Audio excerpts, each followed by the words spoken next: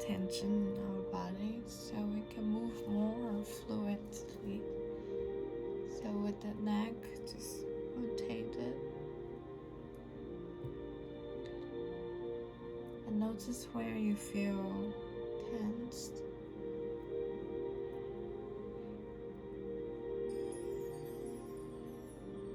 Do it slowly.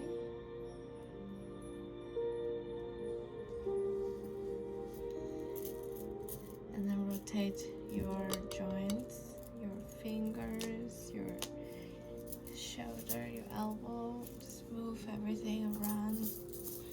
Shake it off if you feel like that's what you need. Release the tension that you are holding onto your body. And just allow yourself the room to wiggle a bit. I think we all need that more in today's world, where we are so feeling trapped and confined more. And then let's start with something that I like to do when I feel kind of tensed or overwhelmed or this kind of pattern, just making loops. I really like making loops for some reason.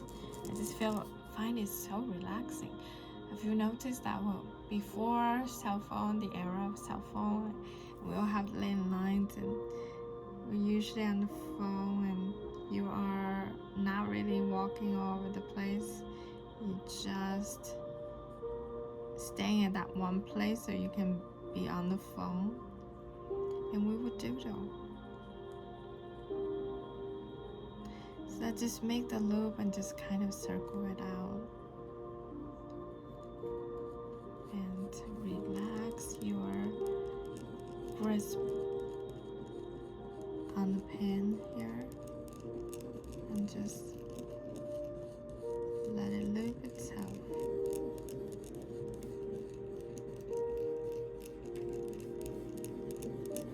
What can we create when we're relaxed and not trying to seek a certain outcome?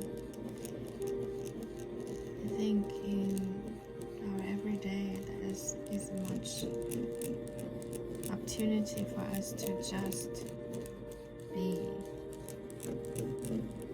allowed to explore without an outcome oriented.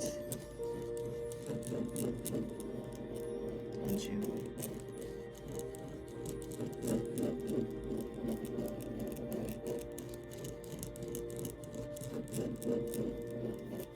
And that was so easy. What do we do for the rest of 12 minutes? So now let's go around again in different direction. So now I'm going counterclockwise. And this time let's try to put in the intention of making the circle smaller.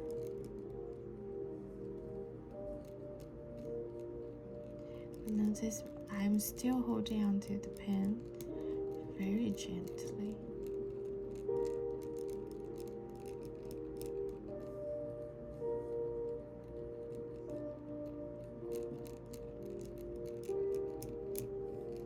Intentionally slow it down.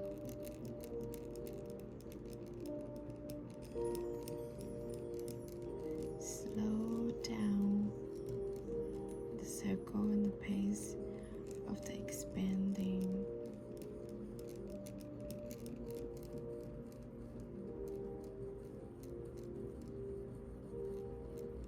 Are you able to let your life slow down too? Like this, just intentionally slow down a moment. This is a technique that we see in a lot of movies where they just slow down a certain scene. They show the wave or a bird singing, a butterfly flapping its wings, flowers blooming, the sun shining. It is so important important for us to be in the present and slow down the pace sometimes, don't you think?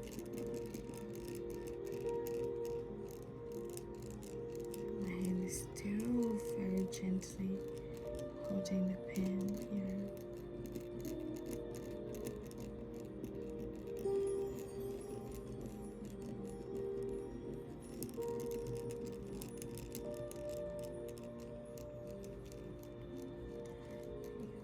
Be mindful of not hinting to another piece of paper, and also not making the circle too big.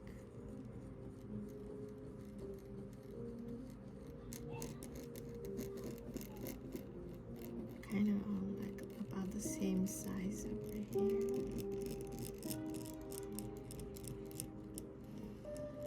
Pay attention to how your body is feeling right now. Is certain place, certain area, certain part more tense than the other? Comparing your left shoulder with the right.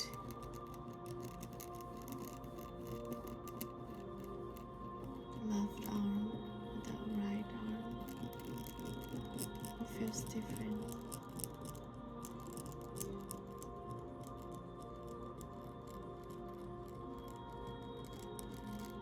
What about the left side of your neck with the right side? What part of your body do you feel needs more attention and more love and TLC from you? Where do you hold tension in your body? So now I'm just doing very small circles along the rectangle of the paper. Very, very small to frame it. But my hand that's holding the pen is still very gently.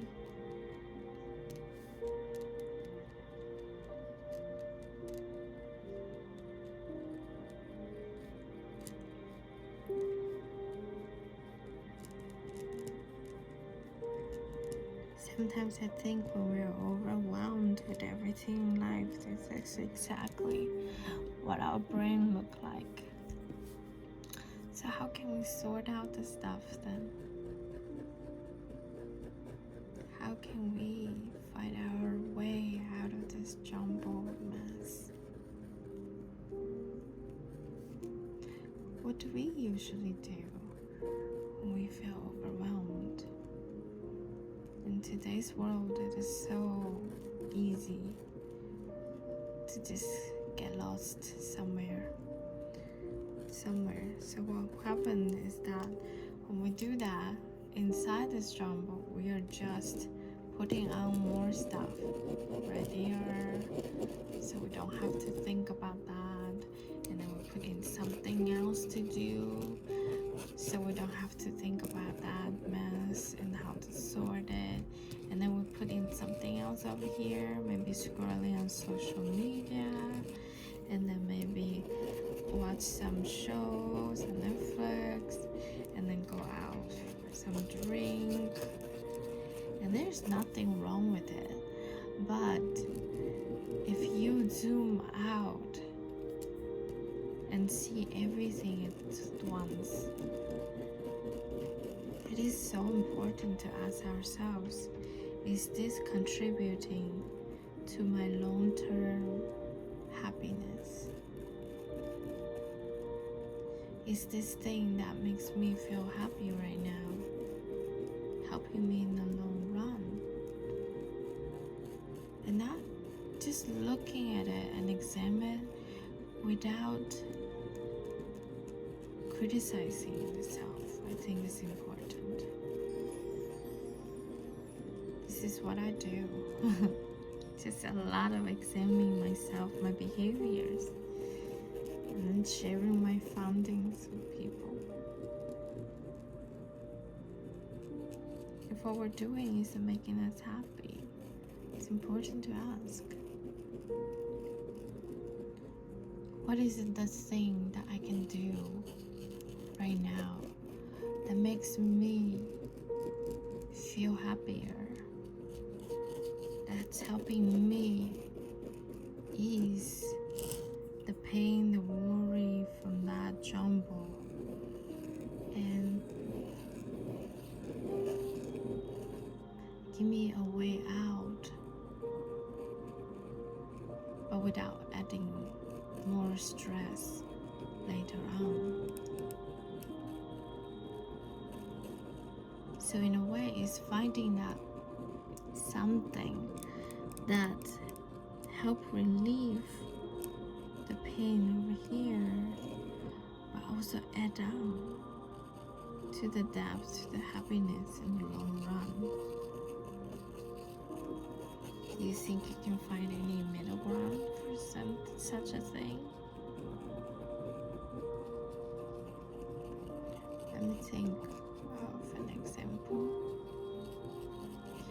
Like if you're trying to lose weight, and then but you can't get yourself the motivation to get up and move around, go to the gym, and instead of getting into the mode of self-loathing, being mad at self and saying harsh words to yourself, you're so fat, you can't do anything good, just a loser, something like that, that is not contributing to anything at all, isn't it, in the long run? And then when you talk very harshly to yourself like that, to ourselves, when we do that, I mean, we all do it. The difference is learning the technique and critical thinking to pull ourselves back, like, hey, let's not talk shit to ourselves, let's be more gentle with ourselves. Let's see, what can I do that can ease the pain? Because what happens when people, like when you're yelling at somebody and they get so upset and so much pain that they just don't want to fix the thing you're yelling at. So it's the same with ourselves. So when we are criticizing ourselves, we get into such a depression, sadness, anger, self-loathing, and what do? We go to do something else that can give us pleasure right away. Maybe it's watching a comedy show, maybe it's eating a cake, ice cream, but it's contradicting with what we want to achieve in the beginning. So we get into more anxious, anxiety, and then it's a loop of horrible stuff. So instead of that, sometimes it's good to step back and see, okay, it's fine. I guess we're not feeling like going to the gym today. Weather was horrible, but what can we do to still feel more active today? Or can we eat healthier today? What can we eat today that will excite ourselves? Make me feel excited to eat healthier. So maybe let's find a new recipe instead of eating the top of ice cream.